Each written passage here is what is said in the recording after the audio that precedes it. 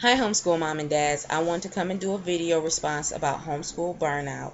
So this video response is to Mahogany Homemaker, McNulty Mamaholic, Non-Traditional Mommy, and Cherish My Daughter, because they have all done homeschool burnout videos and I've watched them all. So I wanted to just share how I deal with homeschool burnout. First of all, I homeschool 4 days a week. That works good for us because it allows me time to be a wife to my husband, also be a woman, deal with myself, and then also just be their mom and not just a teacher. Um, I try to have our lesson planned and then try to keep what we're doing within those 4 days. Whatever doesn't get done within those 4 days, maybe on a Sunday we might do something, but if not, it carries over into the next week. Um, what's different now is that I'm not just homeschooling my big guy. We're also doing tot school with the little one. So that is interesting because he is just full of energy and wants to play, play, play. And so just trying to figure out what works best for him as far as learning and getting him to focus. So I try to keep it short with him. 15 minutes tops. If we can get 20, that's great. But for right now, 15 minutes. And I try to get in the core stuff. We're working on phonics. We're working on blends. We're working on adding. We're working on memorization. We're working on science stuff. Just all that core stuff. I'm trying to get that in and make it fun within that 15 minutes. But 4 days a week works for us. With my big guy, the biggest thing that takes time is his physical therapy. He needs a lot of physical therapy because of the type of spasticity he has. He's hyperspastic, so he gets really tight really quickly. So almost every day he needs some type of stretching done. When he was in public school, they did all of that. He got his PT, his OT, his speech and vision while he was in school. But now that we homeschool, me and my husband have made the decision that we'll take on all of that. We do have the option of having him get physical therapy at the local children's hospital or having another agency do it, but at this point we just chose to do it because we can go online and find stretches that we can use for our son. We also have a massage machine, two massage machines for him, and then my brother got him these hand exercise balls for his birthday, and so we use those to do hand exercises to help with joint stiffness if there may be any. He hasn't shown us that he has any signs of joint stiffness, but physical therapy takes a lot of time. Also, when I do his massage scrubs, that's a part of his physical therapy because I'm not only applying the honey and the sugar on his face, but I'm also massaging it in on his face, his hands, his arms, his legs, and his feet. And that can take anywhere from 30 to 45 minutes to do. So, like I said, physical therapy takes a lot of our time with our big guy. Next is, so yeah, to sum that all up, 4 days a week works for us for homeschooling, so I won't feel so overwhelmed. Next, how I deal with homeschool burnout is my husband helps me. Um, Sometimes he has to pull me out of teacher mode and say, I need you to be my wife. Just be their mom, in a loving way. Because when the learning takes up, or I don't want to say takes up, that's not the word I'm trying to use. When you're teaching your kids, it's not just about you teaching your kids, but you're learning too. And so now, the learning and the teaching is a part of your life because you're consuming it and you're also giving that information out to your kids. And so my husband has to remind me, hey, I need you to be wife and mom right now. And so I have to appreciate him for doing that, because it's very easy for me to stay in teacher mode. So that helps me out too, because if I'm always trying to teach, when will I make time for myself? Excuse me, I'm putting something on for my little guy.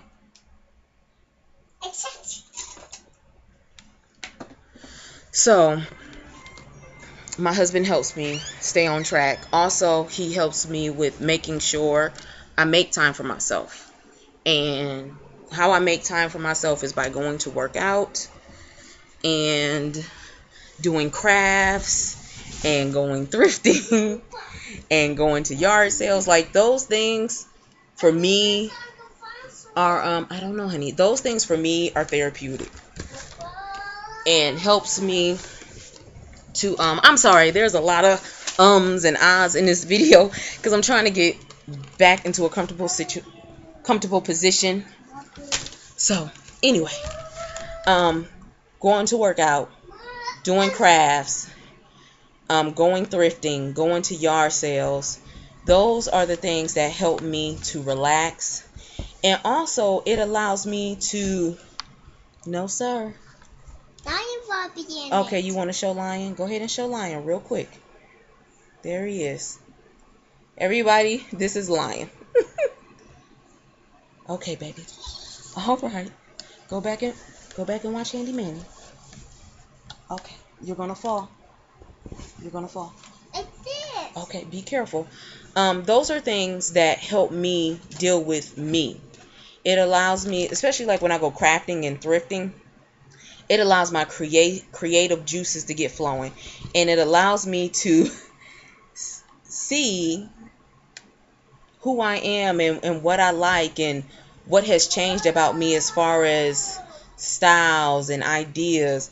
And so being able to step outside of my house and not be around kid stuff a lot and kid curriculum and just kid related things helps me to not get overwhelmed with homeschooling. And it also, especially when I go to the gym or if I'm just out driving to get to a store or something, it allows me to reflect and de-stress and to remember that this is me taking time for me is an important part of the process of me homeschooling my boys, because I can be refreshed and then it can revitalize that joy that I have for homeschooling them. And so making time for myself is very beneficial, very therapeutic. And then making time with my husband, not just talking about mommy and daddy stuff, but also talking about what he likes, what he doesn't like. Because as we're getting older, his taste and choice in things have changed just like mine. And, in the midst of homeschooling, I may not see that. But when I'm mindful and I take the time to say, okay, let me talk to my husband and find out what's going on with him. When I take that time to switch gears onto our marriage and focus on him and him focus on me, that helps us. That helps us to stay connected. That helps us to be on the same page. It helps us with future goals that we may have for me and him. That in turn, it affects the family. But I get to talk to another adult and talk about adult things. Talk about what's going on in the world, what's going in our community, just other interests. And so that helps me too with homeschool burnout.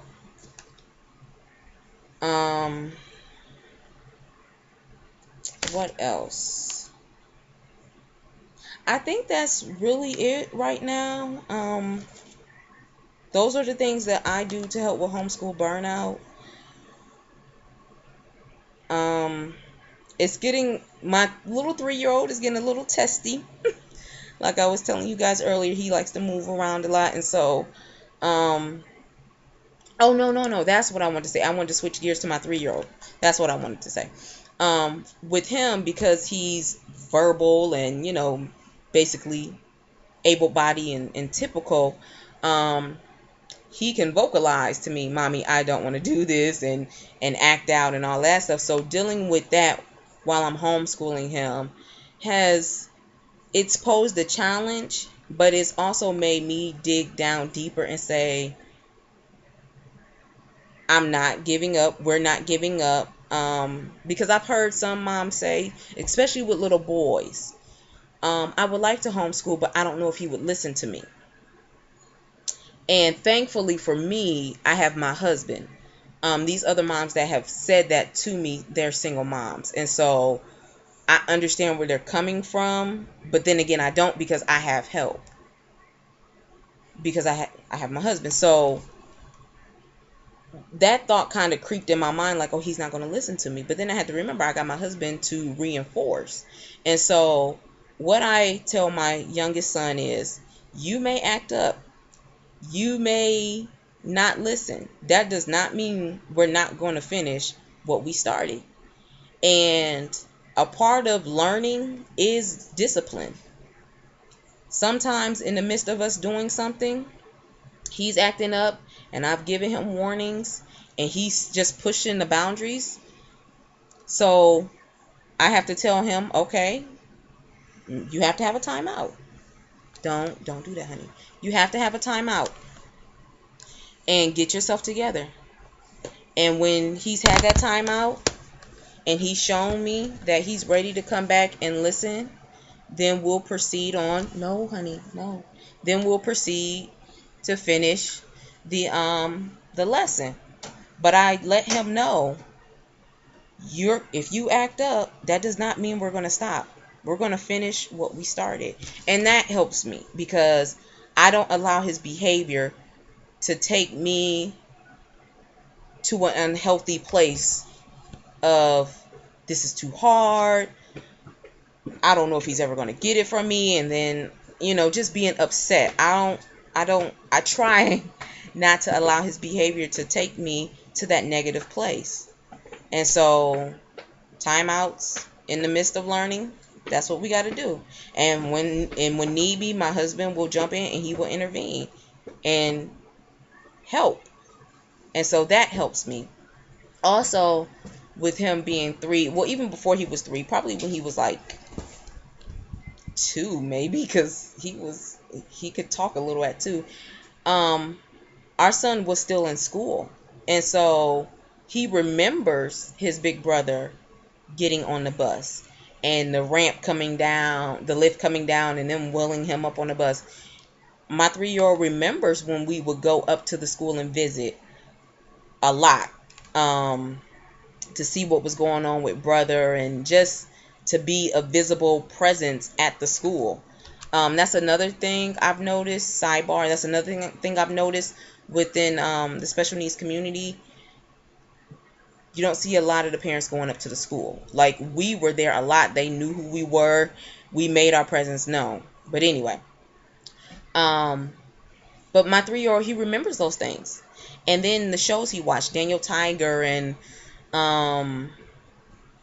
Sid the Science Kid, and some of these other shows where the kids are going to school, once he started understanding, he would come up to me, "Mommy, I want to go to school." And I'd have to say to him, "Well, honey, you are going to go to school. You're just going to go to school at home."